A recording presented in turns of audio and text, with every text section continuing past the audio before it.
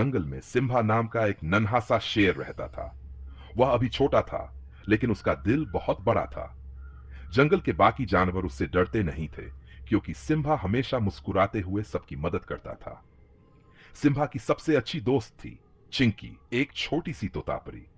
चिंकी हर दिन सिम्हा के कंधे पर बैठकर उसके साथ जंगल घूमती थी। दोनों मिलकर कभी नदी किनारे जाते, कभी बड़े बड़े पेड़ों के पीछे छुपन छुपाई खेलते, तो कभी सुबह सुबह सूरज उगते हुए देखते। एक दिन की अनोखी शुरुआत एक सुबह जंगल में हलचल मची हुई थी। सारे जानवर इधर उधर दौड़ रहे थे। सिम्बा ने चिंकी से पूछा, क्या हुआ है? सब इतने परेशान क्यों हैं? चिंकी ने दूर इशारा करके कहा, सिम्बा, छोटी हिरनी गुड़िया कहीं खो गई है। उसका परिवार उसे ढूंढते ढूंढते थक चुका है। सिम्बा ने बिना देर किए कहा, चिंकी चलो, हमें उसे ढूंढना ही होगा। खोज शुरू होती है। सिम्बा और चिंकी जंगल के अलग अलग हिस्सों में गए। वे पेड़ों के पीछे झांकते, झाड़ियों में देखते, नदी किनारे आवाज लगाते, गुड़िया, ओ गुड़िया, तुम कहां हो?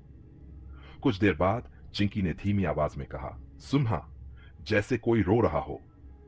दोनों आवाज की तरफ दौड़े। एक बड़ी चट्टान के पीछे उन्हें गुड़िया मिली, जो कांपते हुए रो रही थी। सिम्बा ने प्यार से पूछा, तुम यहां कैसे आ गई? तुम्हें डर लग रहा है? गुड़िया ने आंखें पोंछते हुए कहा, मैं तितली पकड़ते पकड़ते रास्ता भूल गई। अब मुझे घर नहीं मिल रहा। हिम्मत और दोस्ती की ताकत। सिम्बा ने हिम्मत देकर कहा, डर मत, हम तुम्हें घर पहुंचाएंगे। मैं तुम्हारे साथ हूं। लेकिन रास्ता मुश्किल था। चट्टानों के बीच से गुजरना था। एक छोटा सा पुल भी टूटा हुआ था। सिम्बा ने गुड़िया को अपनी पीठ पर बिठाया और सावधानी से हर बाधा पार करता गया। चिंकी ऊपर उड़ते उड़ते रास्ता बताती जा रही थी। सिम्बा, बाईं तरफ मुड़ो, अब सीधा चलो, नदी दिख रही है, बस आगे ही तुम्हारा घर है। कुछ ही देर में वे हिरनी परिवार के पास पहुंच गए। खुशियों की वापसी। गुड़िया की मां दौड़कर आई और उसे गले से लगा लिया। वह सिम्बा की तरफ देखकर बोली, सिम्बा बेटा, तुमने मेरी गुड़िया को सुरक्षित वापस ला दिया। हम तुम्हारा यह एहसान कभी नहीं भूलेंगे। सारे जानवर तालियां बजाते हुए बोले, सिम्बा जिंदाबाद, सिम्बा हमारा हीरो है। सिम्बा थोड़ा शर्माते हुए बोला, मैंने कुछ खास नहीं किया, दोस्तों की मदद करना तो मेरा फर्ज है। चिंकी हंसकर बोली, अरे, तुम तो हमारे जंगल के असली शेर हो, दिल वाले।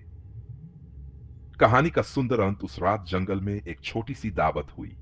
सभी जानवर मीठे फल खा रहे थे और खुशी मना रहे थे। सिम्बा और चिंकी एक बड़े पेड़ के नीचे बैठकर आसमान में चमकते तारों को देख रहे थे। चिंकी ने कहा, सिम्बा, आज तुमने साबित कर दिया कि असली ताकत डराने में नहीं, बल्कि मदद करने में होती है। सिम्बा